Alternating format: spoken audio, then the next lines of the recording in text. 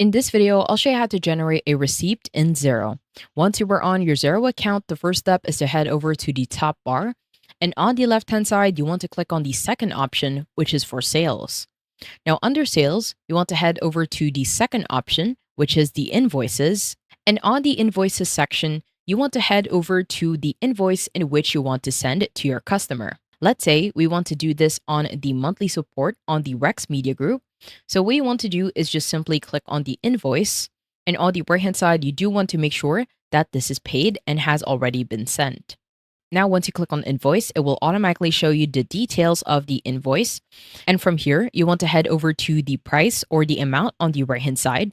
And under the total, you want to head over to less. And on the right-hand side, click on the hyperlink for payment.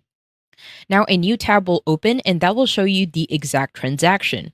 Now, in order for you to send this receipt, head over to the top and right corner and click on the button for options. And under options, you will have two options, either to send a receipt or to view the receipt. If you want to view the receipt, then just simply click on view receipt. And at the bottom, you will have an option on the branding in which you want to apply. You can set it to be standard, special projects, or unbranded. I do want to set it to standard. And at the bottom, simply click on OK. Now, once you do that, it will automatically open your files, and on the receipt section, it will be set as a PDF. Now, if you try to view the receipt, it will look exactly like this, depending on your template. And let's say you want to send this receipt. So on the right corner on options again, click on send receipt.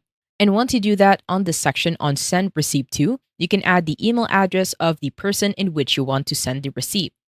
You can also add multiple email addresses, and what you want to do is just simply add a comma as well as a semicolon. You can add a comma or a semicolon depending on how you want it to look like. And on the branding theme, again, you can use unbranded, standard, or a special projects. On the email template, you can set it to be basic. And on the subject and the message, this is something in which you can also change. And at the bottom and the left corner, you can also send yourself a copy. And once you're done, head over to the bottom and the right corner and click on send. I hope you found this tutorial helpful. Please let me know if you have any other questions in the comment section below, and I will try my best to help you out.